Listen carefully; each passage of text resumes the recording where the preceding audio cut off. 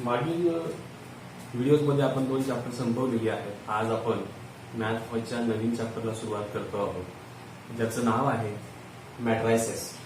याचा जो basic part आहे तो आपण 11th स्टँडर्डला शिकलेलो आहोत. चॅप्टरचं नाव होतं डिटर्मिनंट अँड मॅट्रायसेस. याचाच काही बेसिक पार्ट जो आहे तो आपण 12वीला पण थोडाफार पाहणार आहोत, कारण आपल्याला त्या सगळ्यात बेसिक पार्टचा उपयोग करूनच पुढचा पार्ट जो आहे तो समजणार आहे. म्हणून आपण त्याचे काही बेसिक पार्ट्स जे आहेत ते रिव्हिजन म्हणून घेऊयात. सुरुवातीला आपण डेफिनेशन ऑफ मॅट्रायसेस पाहिलेला आहे. मॅट्रिक्सची जी डेफिनेशन आहे त्यात खूप इझिली आपल्याला समजणार आहे. रेक्टँग्युलर अरेंजमेंट आहे mn नंबरची. असे mn नंबर्स आहेत, m नंबर ऑफ रोज आणि n नंबर ऑफ कॉलम्स त्या ठिकाणी असणार आणि एनक्लोज केलेलं असणार आहे एका स्क्वेअर ब्रॅकेटमध्ये. त्याला आपण म्हणणार आहोत matrix of order m by n.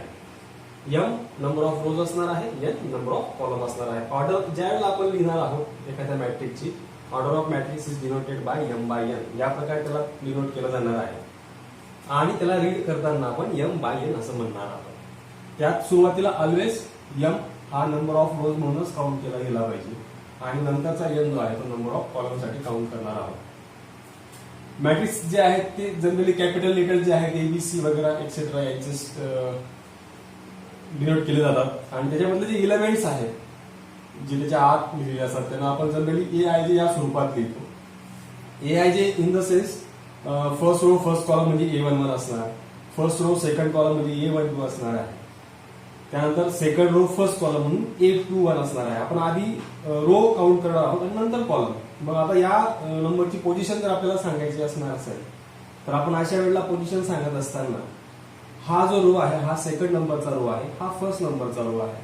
तर मग सेकंड रो आणि पहिल्या नंबरचा कॉलम सेकंड नंबरचा कॉलम आहे, तर याची पोझिशन आपल्याला सांगता येणार आहे. Second row first column, second row second column, हा या नंबरची ती पोझिशन असणार आहे. म्हणजे या प्रकारे आपण त्याच्या आतले जे इलेमेंट्स आहेत ते दाखवू शकतो. ज्यात AIJ आपण जगमध्ये दाखवायचं असेल त्याचं मिनिंग आहे की आयथ रो आणि जेथ कॉलम, म्हणजे आय नंबरचा रो आणि जे नंबरचा कॉलम हे ते इंडिकेट करणार आहे. काही युजफुल टाइप्स आपण पाहिलेले आहेत. खूप सारे टाइप्स आपण पाहिले, row matrices, column matrix etcetera. खूप सारे मॅट्रिक्सचे टाइप्स आपण पाहिलेले आहेत 11th स्टँडर्डला. परंतु आपण इथे जे आहे ते असे मोजकेच टॉपिक घेणार आहोत जे आपल्याला युजफुल आहेत 12th साठी.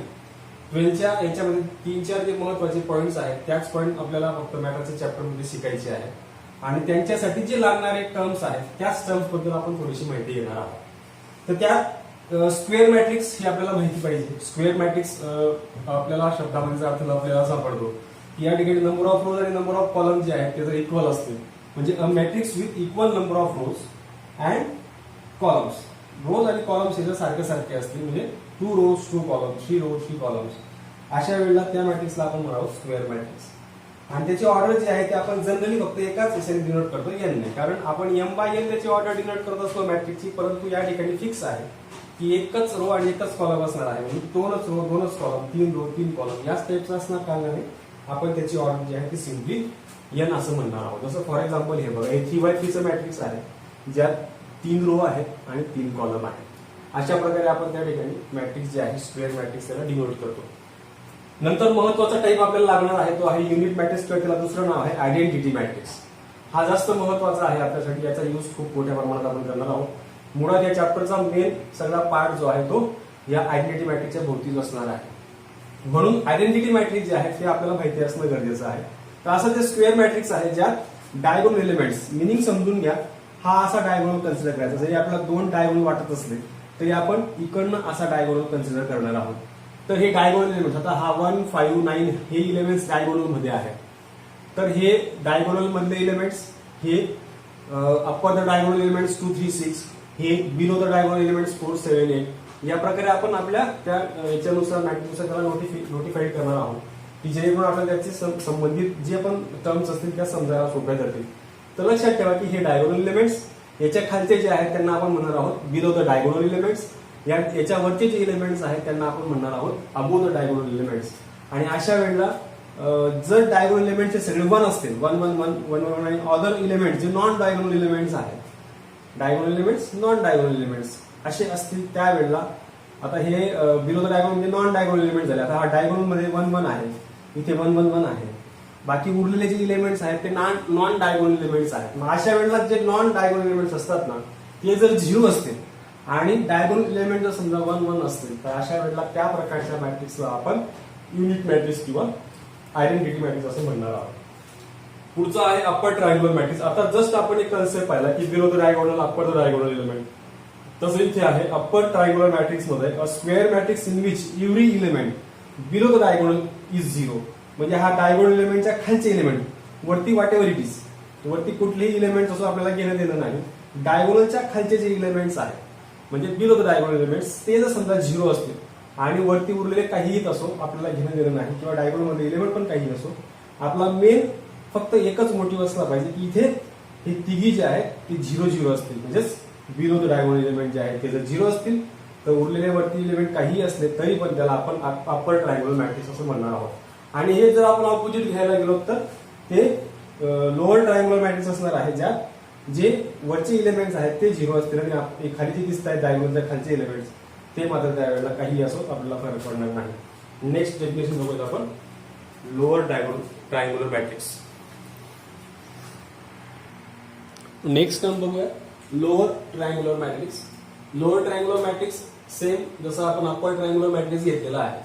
हे डायगोनल एलिमेंट्स आहेत आणि त्याच्यावरील एलिमेंट्स आहेत ते जर 0 असतील म्हणजे अबो द डायगोनल एलिमेंट जर 0 असतील तर अशा वेळेला या प्रकारच्या मॅट्रिक्सला आपण लोअर ट्रायंगुलर मॅट्रिक्स असं म्हणणार आहोत. हे डायगोनल एलिमेंट्स आणि त्याच्या खाली हे म्हणजे बिलो द डायगोनल एलिमेंट्स आहेत.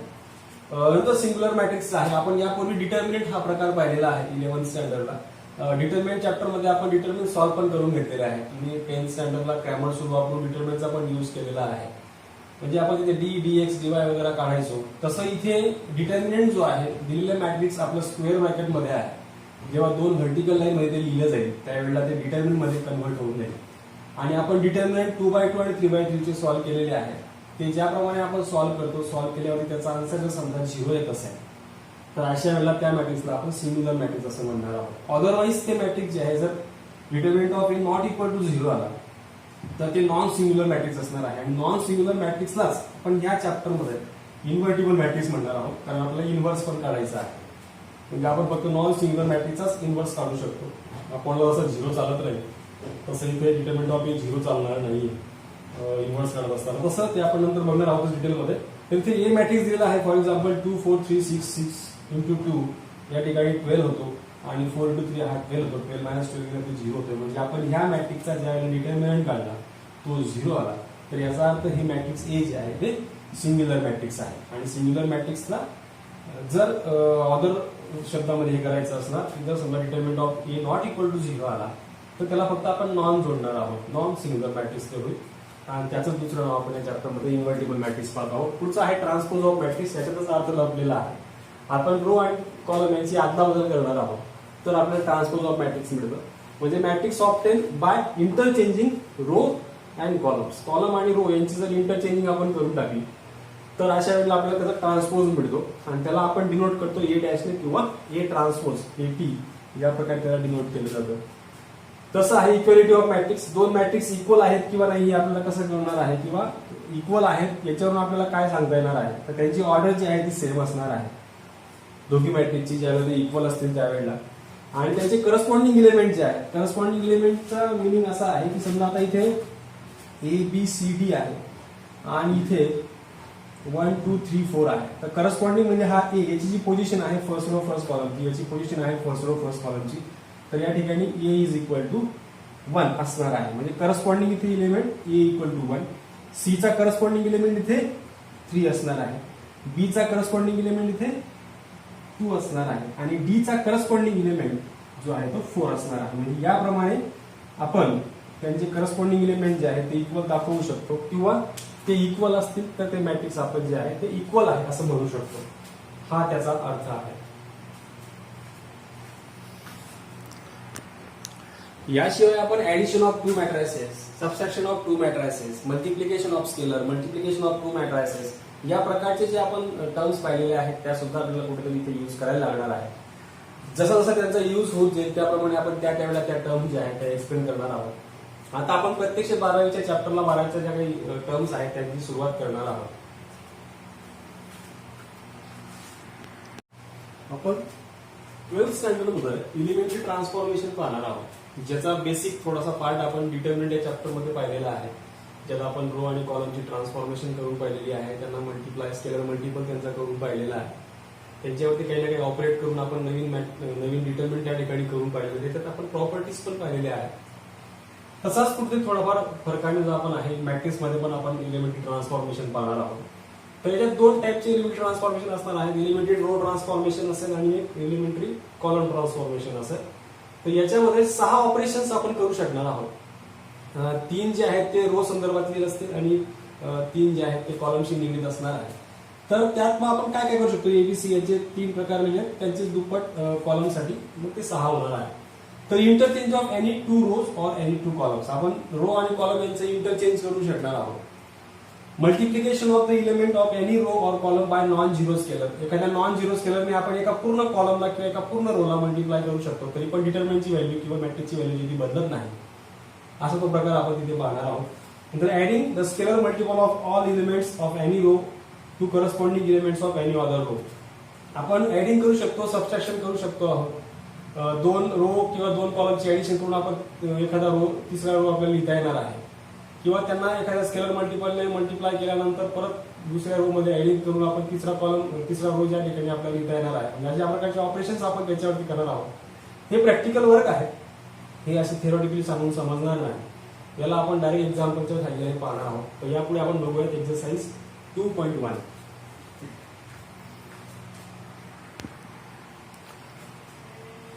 असं म्हटलं आहे, apply the given elementary transformation on each of the following matrices. तुम्हाला मॅट्रिक्स दिलेले आहेत ए बी आणि त्यांच्या बाजूला तुम्हाला जे त्याच्यावरती अप्लाय करायचं आहे ते ऑपरेशन दिलेलं आहे, आणि हे आपल्याला त्याच्यावरती अप्लाय करून आपल्याला मॅट्रिक्स सिम्प्लिफाईड करायचं आहे किंवा न्यू मॅट्रिक्स तयार करायचं आहे. सुरुवातीला दिलेला मॅट्रिक्स मी लिहून घेतो, ए इज इक्वल टू 1 0 -1 3, आणि याच्यावरती जे अप्लाय करायचं आहे ते आहे apply R1 interchanging to R2. या ठिकाणी हा जो एरो दिसतोय हा एरो इंडिकेट करणार आहे इंटरचेंजिंग, दोन्ही साईडला एरो, याचा अर्थ आपण रो 1 आणि रो 2 यांच्यामध्ये इंटरचेंज करणार आहोत. यात रो 1 रो 2 कसा ओळखायचा, तर ऑफकोर्स आपल्याला माहिती की हा पहिली जी ओळ आहे ती आपली रो 1 असणार आहे आणि सेकंड जी दिसते ती R2, म्हणजे आपण फर्स्ट रो सेकंड रो असं त्याला कन्सिडर करणार आहोत. आणि हा जो दिसतोय कॉलम पहिला, हा कॉलम दुसरा आहे, त्याला आपण C1 C2 असं कन्सिडर करणार आहोत. हे मग 3x3 मॅट्रिक्स असो किंवा 4x4 मॅट्रिक्स जरी आलं तरी पण आपल्याला एवढं लक्षात यायला हवं की फर्स्ट रो जो आहे त्याला आपण टोटल इलेमेंट्सला आपण R1च म्हणणार आहोत, अगदी कितीही इलेमेंट असते त्या रो मध्ये तरी सुद्धा. सेकंड रो मध्ये जेवढे इलेमेंट्स आपण त्याला R2 म्हणणार आहोत. तसं कॉलमच्या संदर्भात सुद्धा आहे. तर इथे ते लक्षात घ्या आधी की आपण ज्यावेळेला आपण 1 कन्सिडर करतो त्यावेळेला हा 1 इलेमेंट जो आहे तो फर्स्ट रो मधला आहे, तेव्हा त्याच्या संदर्भाशी आपण कन्सेप्ट तयार करणार आहोत. तर इथे आपल्याला R1 इंटरचेंजिंग टू R2 करायचं आहे, म्हणजे R1 आणि R2 यांच्यामध्ये इंटरचेंज करायचं, म्हणजे आपण दोघी रो जे आहेत ते बदलणार आहोत. तर त्यावेळेला इथे इक्विव्हॅलेंटची साईन येणार आहे, इक्वल टू साईन राहणार नाही, कारण ते त्याला इक्विव्हॅलेंट असलेलं मॅट्रिक्स आपल्याला मिळणार आहे. तर मी ते R1 इंटरचेंज R2 केला, म्हणजे हा आपला पहिला रो आहे, हा आपला दुसरा रो आहे, यांच्यात इंटरचेंज करतो, म्हणजे हा पहिला रो जो आहे तो सेकंड रो करून टाकायचा आहे आणि सेकंड रो जो तो पहिला रो करून टाकायचा. म्हणजे -1 3 लिहिणार आणि ते खाली जे आहे ते 1 0 लिहिणार आहे. हे आपल्याला न्यू मॅट्रिक्स मिळालेला आहे, त्याच्यावरती हे अप्लाय करू. हे 1-1 मार्क्स साठी विचारले जाऊ शकतात, किंवा हे फक्त एक बेसिक चालू आहे, आपल्या मूळ चॅप्टरला अजून सुरुवात झालेली नाहीये. मूळ चॅप्टर मध्ये आपण खूप व्हास्ट पुढे बघणार आहोत. अगदी इझी चॅप्टर आहे, जसं मॅथमॅटिकल लॉजिक तुम्हाला इझी वाटलं असणार त्याच प्रकारे हे सुद्धा इझी वाटू शकतं, पण थोडेसे कन्सेप्ट तुम्हाला माहिती असणं गरजेचं आहे, अगदी बेसिक आहे. तर इथे सुद्धा मी बी लिहून घेतो आधी. बी आहे 1 -1 3 2 5 4, याच्यावरती अप्लाय करायचं आहे. हे ज्यात तुम्हाला एरो दिसतोय हा एरो, तर R1 फक्त बदलायचा आहे, पण तो कसा बदलायचा आहे, R1 मधून R2 मायनस करायचा, हा त्याचा मिनिंग आहे. म्हणजे R1 चेंजेस टू, जसं मी याला वाचलं R1 इंटरचेंजिंग R2, तसं हे R1 changes to R1 minus R2, म्हणजे मी इंटरचेंज चेंज करत असताना R1 लाच फक्त चेंज करतो, R2 ला हात लावायची गरज नाही. R2 जो म्हणजे सेकंड कॉलम आहे तो ऍज इट इज असेल. इथे सेकंड कॉलमचे इलेमेंट्स आहेत 2 5 आणि 4, हे इलेमेंट्स ऍज इट इज असणार आहे. म्हणजे बदलणार काय आहे, तर फक्त पहिला कॉलम, जो पहिला कॉलम आपण बदलणार आहोत त्या कॉलमला कसं बदलायचं आहे, तर R1 मायनस R2, म्हणजे या इलेमेंट मधून हा इलेमेंट, या इलेमेंट मधून हा इलेमेंट आणि या इलेमेंट मधून हा इलेमेंट मायनस करायचा आहे, असं तो त्याचा मिनिंग आहे. तर कसं ते बघूया. तर बी इक्विव्हॅलेंट टू बघा आता त्यांनी जे म्हटलंय त्याप्रमाणे R1 मायनस R2, मग हा मायनस हा केला तर इथे येईल 1 मायनस 2. पुढे -1 -5. पुढे 3 -4. मी फक्त काय केलेलं आहे, ज्या पहिल्या रो मधल्या एलिमेंट मधून सेकंड रोचा एलिमेंट जो आहे तो मायनस केलेला आहे. मात्र सेकंड रो जो आहे तो ऍज इट इज असणार, कारण आपण फक्त R1 ला बदलतो आहोत. म्हणून सेकंड रो मधले सगळे एलिमेंट जे आहेत ते 2, 5 आणि 4 ते ऍज इट इज असणार आहे. म्हणजे या प्रकारे आपण त्याच्यावरती ऑपरेट करणार आहोत, अप्लाय करणार आहोत. त्यानंतर इक्विव्हॅलन्स याला फक्त सिम्प्लिफाय करायची गरज आहे. 1 - 2 जो आहे तो 1 - 1 येतो, -1 -5 -6, 3 - 4 -1 आणि हा 2, 5, 4 जो आहे तो ऍज इट इज हे असणार आहे आपली न्यू मॅट्रिक्स. ज्याच्यावरती आपण हे अप्लाय केल्यानंतर आपल्याला मिळालेलं आहे त्याला आपण म्हणणार आहोत न्यू मॅट्रिक्स.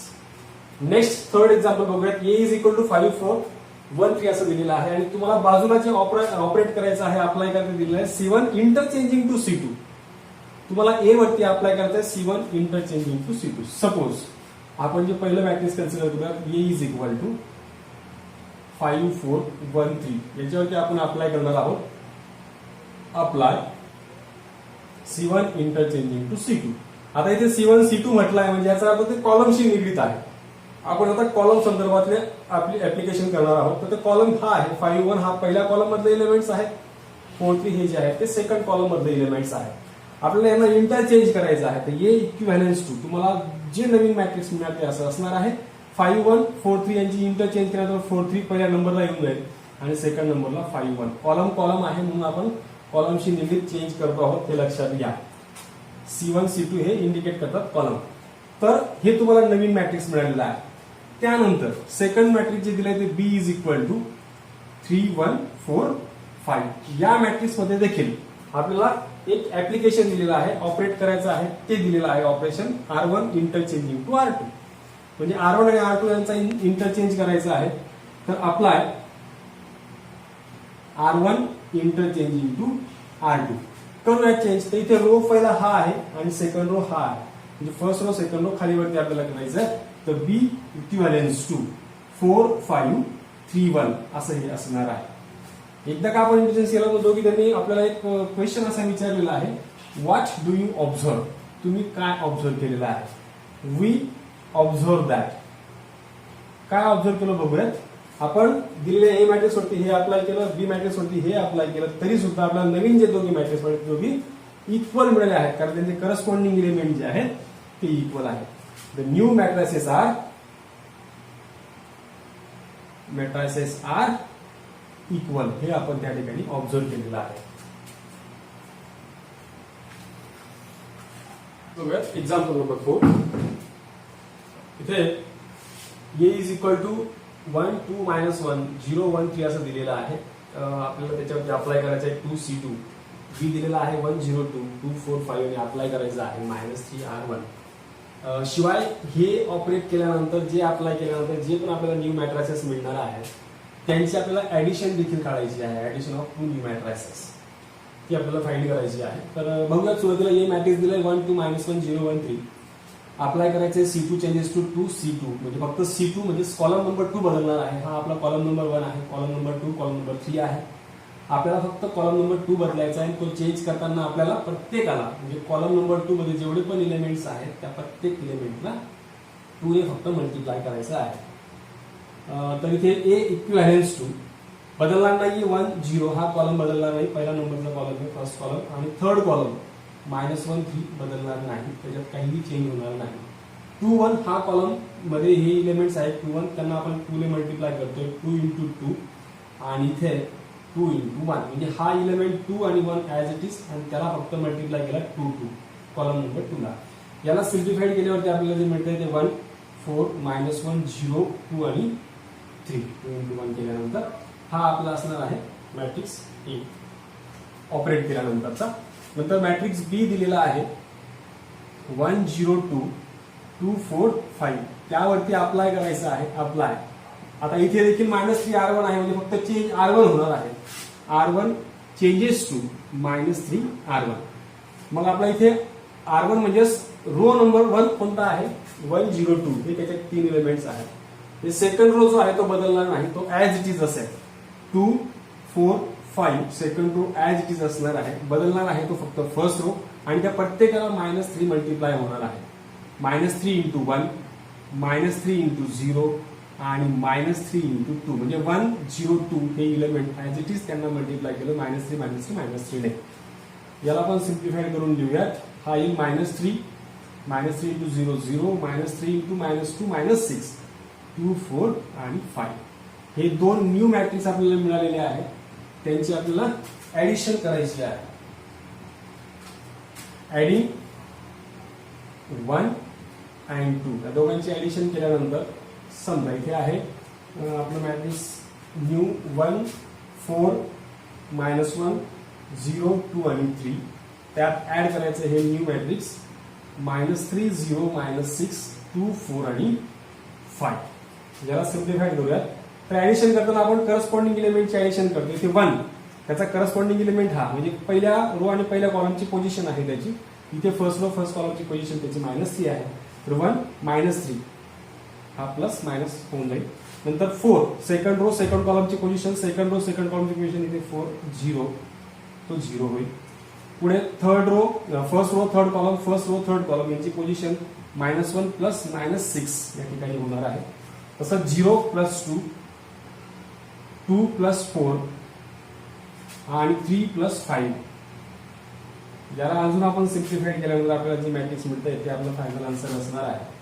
इक्वल टू इथे असणार आहे 1 -3 -2 4 प्लस 0 4 -1 -6 -7 0 प्लस 2 2 2 प्लस 4 6 आणि 3 प्लस 5 8. हे असणार आहे आपलं final answer.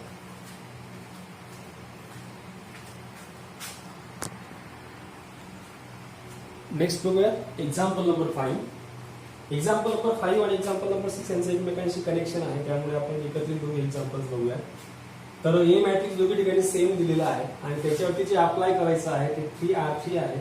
And then 3R3 केल्यानंतर C3 प्लस 2 C2 त्याच्यावरती अप्लाय करायचं आहे. तेच एक्झॅक्टली 6 मध्ये C3 प्लस 2 C2 आधी अप्लाय करायचं आहे. त्यानंतर आपण 3R3 त्या ठिकाणी अप्लाय करणार आहोत. आणि या दोघींचं अप्लाय केल्यानंतर जे आपल्याला न्यू मॅट्रिक्स मिळणार आहे त्याच्यावरून what do you conclude from example number 5 example number 6 असं म्हटलेलं आहे. म्हणजे आपल्याला दोन्ही एक्झाम्पलच्या साह्याने चेक करायचं आहे की आपण काय ऑब्झर्व केलेलं आहे. की ऑपरेशन आपण जर इंटरचेंज केले म्हणजे इंटरचेंज म्हणण्यापेक्षा क्रम बदलला त्यांचा ऑर्डर चेंज केली तरी आपल्याला काही बदल दिसतो आहे का की सेमच मिळत आहे हे आपल्याला ऑब्झर्व करायचं आहे. त्याच्यावरून कन्क्लुजन निघणार आहे.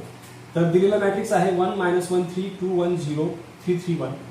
याच्यावरती आपण आधी अप्लाय करणार आहोत. अप्लाय आता 3R3 आहे म्हणून आधी R3 चेंजेस होणार. R3 चेंजेस टू 3R3 म्हणजे थर्ड रोला आपल्याला फक्त मल्टिप्लाय करायचं आहे 3 ने.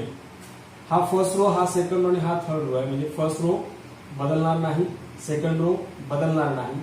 थर्ड रो कसा बदलणार बघा 3 इंटू 3 3 इंटू 3 3 इंटू 1 म्हणजे फक्त प्रत्येक इलेमेंटला थर्ड रो मधील प्रत्येक इलेमेंटला 3 ने मल्टिप्लाय केलेला आहे. बाकी 3 3 1 3 3 1 ऍज इट इज. सिम्प्लिफाय करून लिहूया त्याला.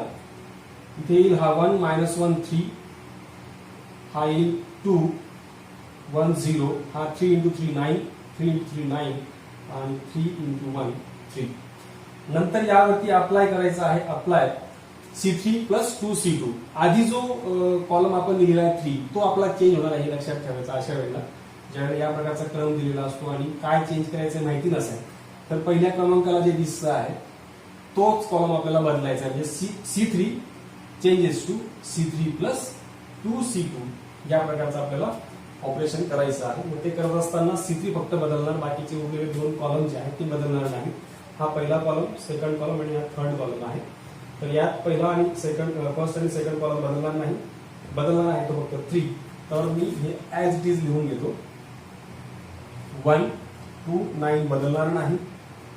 -1 1 9 बदलणार नाही. 3 0 3 फक्त बदलणार. तो कसा बदलणार आहे बघा. तर आता इथे C3 काय आहे ते पाहायचं. आता हा कॉलम नंबर 3 आपला हा आहे. त्यातला हा आपण फक्त एका वेळेला एकच कन्सिडर करतो बाकीचे एकाचे कन्सिडर करायचे. आता आपण फक्त या तिघींबद्दल बोलूया. तर C3 जो आहे तो आपला 3 आहे. Plus sign he as it is. हा 2 आणि त्यावेळेला C2 त्याच्या करस्पॉन्डिंग त्याच्या बाजूला असलेला तो आहे -1 कॉलम मधला एलिमेंट. मग 3 + 2 - 1 या ठिकाणी लिहावं. 3 + 2 - 1. बाकी आपला फॉर्मॅट जो आहे तो ऍज इट इज असेल. इथे 2 असणार आहे, इथे प्लस साइन असणार आहे. मग फक्त 3 आणि -1 या ठिकाणी हे दोन नंबर्स फक्त आलेले आहेत. 3 हा नंबर कॉलम नंबर 3 मधला होता आणि हा -1 जो आहे तो कॉलम नंबर 2 मधला आहे, कारण ते C3 आणि C2 मधला आहे. आता याचं काम संपलं तर याचे बघा, यात C3 आहे 0 प्लस तो 0 लिहिल्यानंतर म्हणजे C3 आहे 0 प्लस हा 2, त्यावेळेला C2 आहे 1, म्हणजे इथे 0 + 2 × 1 लिहिता येणार आहे. सेम वे आता थर्ड रो बद्दल बघूयात. आपण कॉलम नंबर 3 मध्ये बघतो आहोत, तर हा 3, हा plus sign, he 2 as it is, आणि त्याला C2 म्हणजेच इथे असणार आहे 9, म्हणजे 3 + 2 × 9 हे असं मिळणार आहे. मग याला फक्त सिम्प्लिफाय करून जर लिहिलं तर काय होईल बघा. इथे 1 - 1 3 - 2 1 2 1 0 + 2 2 9 9 ऍज इट इज, 9 × 2 18 18 + 3 21 हे ते मॅट्रिक्स असणार आहे. Save is first. Example number 6 मध्ये बघूया. आपण दोघी ऑपरेट केल्यानंतर आपल्याला हे आन्सर न्यू मॅट्रिक्स मिळालेला आहे. आता आपण उलट ऑर्डरने, म्हणजे आधी C3 + 2 C2 अप्लाय केल्यानंतर आणि नंतर आपण 3R3 अप्लाय करून आपल्याला काय मिळतं ते बघूया. तर मॅट्रिक्स आहे तेच. A is equal to 1 - 1 3 2 1 0 3 3 1. आपण अप्लाय करतो आहोत आधी C3 changes to C3 + 2 C2. हे अप्लाय करताना हे इक्विव्हॅलन्स टू येईल. बदलणार कोण नाहीये बघा. तर पहिला कॉलम सेकंड कॉलम बदलणार नाहीये. हे दोघी कॉलम जे आहेत ते बदलणार नाहीत. मग बदलतं फक्त हे आहे. याला कसं लिहिणार बघा. 3 C3 काय आहे 3 + 2 × त्यावेळेला C2 आहे -1. C3 काय पुढे 0 + 2 × त्यावेळेला हा काय 1. तसंच C3 काय 1 प्लस त्यावेळेला हा 2 × C2 काय 3. व्यवस्थित बघून घ्या. लक्षात येईल की या ठिकाणी फक्त मी त्या दिलेल्या जे ट्रान्सफॉर्मेशन आपण लिहिलं आहे त्या ट्रान्सफॉर्मेशन मध्ये फक्त आपण या कॉलम्स, या मॅट्रिक्स मधले कॉलमचे जे स्पेसिफिक नंबरचे कॉलम्स मधले जे एलिमेंट्स आहेत ते त्या ठिकाणी पुट करतोय आणि त्याला सिम्प्लिफाय करतोय. इथे A इक्विव्हॅलन्स टू येईल बघा 1 - 1 याला सिम्प्लिफाय केलं येईल 1. हा 2 1 ऍज इट इज इथे येणार आहे 2. इथे 3 3 आणि हा 3 × 2 6 6 + 1 7. याच्यावरती आता नंतर अप्लाय करायचं आहे. Apply R3 changes to second क्रमांकाला 3R3 हे आपल्याला अप्लाय करायचं आहे. तर ये इक्विव्हॅलन्स टू येईल. आता बदलणार कोण आहे बघा. आता जे बदलणार आहे तो R3 फक्त आहे. म्हणजे 1 - 1 1 फर्स्ट रो, 2 1 आणि 2 सेकंड रो, हे दोघीही रो जे आहेत ते बदलणार नाही. बदलणार आहे फक्त हा तिसरा. तिथे काय मग 3 × 3 3 × 3 आणि 3 × 7, म्हणजे प्रत्येकाला R3 मधल्या प्रत्येक इलेमेंटला, तिघी इलेमेंट्सला 3 ने फक्त मल्टिप्लाय करणार आहे. तर इक्विव्हॅलन्स टू इथे येईल 1 - 1 1 2 1 2 9 9 आणि हा 21. जर तुम्ही ऑब्झर्व केला असणार फर्स्ट आणि सेकंड कडे व्यवस्थित, तुमच्या काय लक्षात येतंय बघा. आपण दोघी मॅट्रिक्स जे मिळवले, आपण या ठिकाणी ऑपरेट करण्याची जे पण आपण ट्रान्सफॉर्मेशन घेतली, ट्रान्सफॉर्मेशनची ऑर्डर चेंज केली. आपण इंटरचेंज करून, ऑर्डर इंटरचेंज करून सुद्धा आपल्याला सेम आन्सर मिळतंय, सेम मॅट्रिक्स मिळतंय, कारण त्यांचे करस्पॉन्डिंग एलिमेंट जे आहेत ते इक्वल आहे. याचा असा अर्थ होतो आहे की हे जे ट्रान्सफॉर्मेशन आहे ते कम्युटेटिव्ह लॉ होल्ड करतं. ट्रान्सफॉर्मेशन इज कम्युटेटिव्ह आहेत, म्हणजे आपण जरी त्यांची ऑर्डर चेंज केली तरी सुद्धा आपल्याला ते मिळणारे जे नवीन मॅट्रिक्स आहेत ते सारखे मिळतात. हे यातनं कन्क्लुजन मिळतं आहे. नेक्स्ट एक्झाम्पल बघूया. Example number 7. Use suitable transformation on matrix 1 2 3 4 to convert it into upper triangular matrix. आपल्याला दिलेलं मॅट्रिक्स जे आहे ते अप्पर ट्रायंग्युलर मॅट्रिक्स मध्ये कन्वर्ट करायचं आहे. आणि आपल्याकडे डेफिनेशन आहे जस्ट आपण शिकलेली की अप्पर ट्रायंग्युलर मॅट्रिक्स म्हणजे काय. ज्या मॅट्रिक्स मध्ये बिलो द डायगोनल एलिमेंट्स जे 1 4 आहे त्याच्या खालचा एलिमेंट हा 3 जो तो 0 करणं गरजेचं आहे. म्हणजे बिलो द डायगोनल एलिमेंट जर आपण 0 केलं तर आपल्याला हे मॅट्रिक्स जे आहे ते अप्पर ट्रायंगुलर मॅट्रिक्स मध्ये कन्वर्ट करता येणार आहे. पण त्यासाठी सुटेबल ट्रान्सफॉर्मेशन आपल्याला ठरवायचं आहे आणि ते ठरवून मग त्याला 0 करणं गरजेचं आहे. या पूर्वीच्या एक्झाम्पल्स मध्ये आपण जे पाहिलं त्याच्या बाजूलाच तुम्हाला काय ऑपरेट करायचं आहे हे दिलेलं होतं. पण आता आपल्याला ठरवायचं आहे सुटेबल याप्रमाणे की जेणेकरून हा 0 कसा होईल यासाठी. म्हणून याचे स्पेसिफिक रूल्स आहेत जे आपण नेक्स्ट टॉपिक मध्ये बघणार आहोत, ज्यात आपल्याला स्पेसिफिक लॉ वापरून जायला लागतं की या 1चा यूज तुम्हाला 0 करणं, इथे 1 तुम्हाला 0 करणं वगैरे या प्रकारचा आपण स्पेसिफिक टॉपिक जो आहे तो डिटेलमध्ये घेणार आहोत. पण सध्या तात्पुरत्या स्वरूपात आपल्याला दिलेलं जे मॅट्रिक्स आहे त्याला ए मानून घेऊयात. A is equal to given matrix 1 2 3 4 आणि आपल्याला याला 0 करणं हे आपलं आता सद्यस्थितीला छोटंसं ध्येय आहे. याला जर 0 करायचं असेल 3 ला तर आपण या 1चा यूज करणार आहोत. म्हणजे मी 1 - 3 0 होऊ नाही शकत, परंतु 3 - 3 0 होतो. म्हणून मी या इलेमेंटला 3 ने मल्टिप्लाय करणार आहे. आणि कोण बदलणार आहे बघा, तेही बघायचं आहे की कोण बदलणार आहे. आपण रो ट्रान्सफॉर्मेशन वापरू शकतो किंवा कॉलमही वापरू शकतो. इथे असं म्हटलेलं नाहीये की रोज ट्रान्सफॉर्मेशन वापरा की कॉलम वापरा म्हणून. आपण सोयीस्कररित्या इथे रो ट्रान्सफॉर्मेशन अप्लाय करणार आहोत. रो ट्रान्सफॉर्मेशन अप्लाय करत असताना एक गोष्ट लक्षात ठेवायची आहे की इथे जो इलेमेंट 0 करायचा आहे तोच रो आपल्याला आधी ठेवायचा आहे, त्याच इलेमेंटला आधी चेंज करायचा आहे. बाकी उरलेले जे आहेत त्यांचा यूज करून. मग तो कसा बघा, सुरुवातीला अप्लाय मला बदलायचा आहे R2 ला, म्हणजे मला सेकंड रो ला चेंज करायचा आहे. सेकंड रो हा इलेमेंट काही हो आपल्याला घेणं देणं नाही. आपला मेन मोटिव्ह जो आहे तो फक्त हा आहे की या 3 ला कुठल्याही परिस्थितीमध्ये 0 करणे. असं काही त्या ठिकाणी मॅथमॅटिक्सला साजेसं असं काहीतरी ऑपरेशन ट्रान्सफॉर्मेशन आपण त्या ठिकाणी यूज करायला लागणार आहे. म्हणजे रूल्स ब्रेक न होता आपण ते करणार आहोत. तर इथे हा 3 जो आहे तो आपल्याला 0 करायचा आहे आणि याला 3 ने जर मल्टिप्लाय केलं मी तर मला बदलायचं आहे R2 ला. R2 changes to R2 minus 3 into R1. म्हणजे मी R1 ला म्हणजे या 1 ला 3 ने मल्टिप्लाय करणार. याला विसरून जातात पूर्ण स्वरूपात, यांचा विचार करायचा नाही. यांचा विचार आता करणं गरजेचं नाही, कारण आपलं फक्त ध्येय एकच आहे की याला 3 ला 0 करणे. म्हणून आपण या ठिकाणी R2 मायनस 3 R1 केलेला आहे, बदलायचा R2 ला. तर कसं होईल बघा, हे A इक्विव्हॅलेंस टू पहिला रो जो आहे तो बदलणार नाहीये, तो ऍज इट इज असेल. पुढे बदलत असताना कसं होतं बघा, हा R2 जो आहे तो आपण 3 घेतलेला आहे, मायनस साईन 3 R1 त्यावेळेला 1 आहे. तसं इथे R2 जो आहे तो 4 आहे, मायनस 3 इंटू त्यावेळेला R1 जो आहे तो 2 आहे. याला या प्रकारे लिहायचं आहे. सिम्प्लिफाय करूयात तर ये इक्विव्हॅलेंस टू 1 2 3 मायनस 3 0 होतो. हा 0 होण्यासाठीच आपण हे अप्लाय केले हे लक्षात ठेवायचं आहे. याच्यावरून हे अप्लाय केलेलं नाहीये, तर लक्षात घ्या. याच्यावरून याचे विचार करून आपण हे अप्लाय केलेलं आहे, जेणेकरून 1 ला जर मी 3 ने मल्टिप्लाय केलं तर 3 मायनस 3 हा 0 होतो त्याप्रमाणे. तसे इथे R2 मायनस 3 R1 ही सेकंड जे घेतले 4 मायनस 6 होईल. हा 3 इंटू 2 केल्यानंतर हा तुम्हाला मायनस 2 मिळतोय. बाकी आपल्याला जे आपल्याला हवं होतं ते मिळालेलं आहे अप्पर ट्रायंगुलर मॅट्रिक्स, कारण इथे बिलो द डायगोनल एलिमेंट जो आहे तो 0 आहे, which is upper triangular matrix. Example number 8 जे आहे ना, तेही आपल्याला त्याचप्रमाणे करायचं आहे, परंतु इथे त्यांनी म्हटलं की ट्रान्सफॉर्मेशन अप्लाय करायचं आहे आणि त्याला कन्वर्ट करताना आयडेंटिटी मॅट्रिक्स मध्ये कन्वर्ट करायचं आहे. याची आपण डिफिनेशन शिकलेलो आहोत. आपल्याला आयडेंटिटी मॅट्रिक्स किंवा मॅट्रिक्सचा मिनिंग माहिती आहे. 1 0 0 1 याला आपण I2 म्हणणार आहोत, म्हणजे 2 ऑर्डर असलेलं आयडेंटिटी मॅट्रिक्स आपण त्याच्यामध्ये त्याला कन्वर्ट करणार आहोत. म्हणजे या ठिकाणी जे दिसतं आहे इथे 1 इथे 0 इथे 1 आणि इथे 0 आणणं गरजेचं आहे. त्या प्रकारे आपण त्या ठिकाणी सुटेबल रो ट्रान्सफॉर्मेशन अप्लाय करणार आहोत. तर सुरुवातीला दिलेलं मॅट्रिक्स आहे लेट, त्याला ए मानूया. ए इज इक्वल टू 1 मायनस 1 2 3. आता या 1चा यूज करून आपण याला 0 करणार आहोत.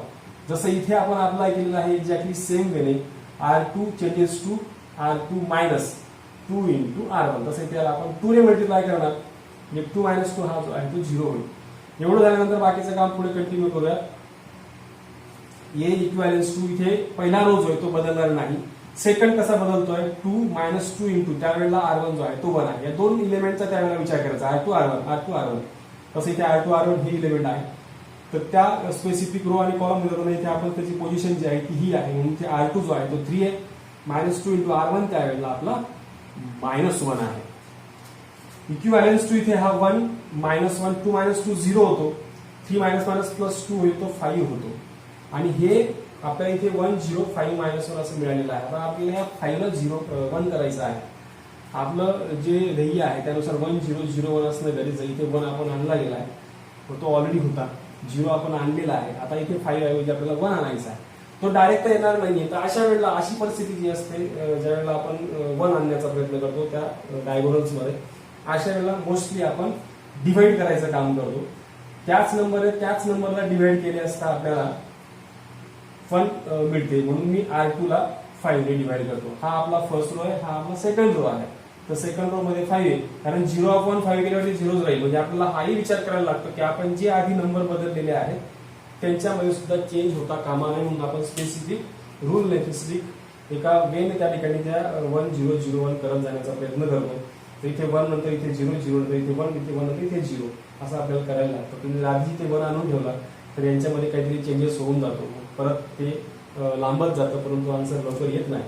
मग अशा वेळेला एक स्पेसिफिक लॉने आपण जातो आहोत. इथे 5 ला डिवाइड केलं 5 ने तर आपल्याला 1 मिळणार आहे. म्हणून त्यानुसार इक्विव्हॅलेन्स टू इथे होईल 1 -1 आणि बदलणार कोण आहे फक्त या ठिकाणी R2. म्हणजे R2 अपॉन 5 आपण करतो, म्हणजे 0 अपॉन 5 इथे 0 येणार आहे आणि इथे 5 अपॉन 5 केल्यानंतर इथे 1 येणार आहे. आता आपल्याला हवा होता 1, तो येऊन गेलेला आहे. तर अप्लाय.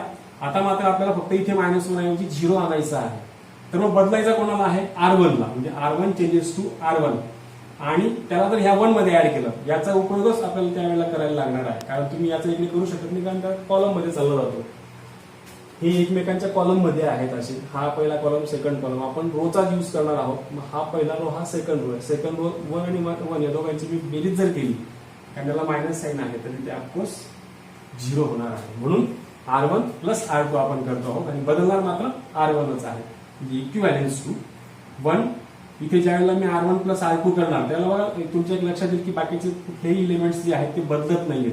तर R1 बदलणार आहे म्हणून समजा मी त्याला तसाच सोडला तर इथे R1 काय आहे? 1 प्लस 0 दोघांची बेरीज. इथे -1 प्लस 1 या दोघांची बेरीज या ठिकाणी घेतो आहे. तर तुमच्या लक्षात येईल की हे बाकीचे इलेमेंट्स जे आपण ऑलरेडी आणलेले होते ते इलेमेंट्स बदलत नाहीत. आपला फक्त तोच इलेमेंट्स बदलणं गरजेचं होतं, तो बदललेला आहे आणि आपल्याला बरोबर 1 0 1 0 1 हे आपल्याला I2 जे आहे 2 ऑर्डर असलेला आयडेंटिटी मॅट्रिक्स मिळालेला आहे, विच इज आयडेंटिटी मॅट्रिक्स. सोपं आहे अगदी. एकदा लक्षात आलं तर नक्कीच हे एक्झाम्पल सोडवणं सोपं जातं. पण त्याच्यातला मेन भाग तुमच्या लक्षात येणं गरजेचं आहे की आपण ज्या वेळेला आपल्या मनाप्रमाणे ट्रान्सफॉर्मेशन घेतो आहोत ते ट्रान्सफॉर्मेशन घेत असताना स्पेसिफिक कोणता नंबर आपल्याला 1 आणि कोणता 0 करायचा आहे याची काळजी घ्यायला लागते.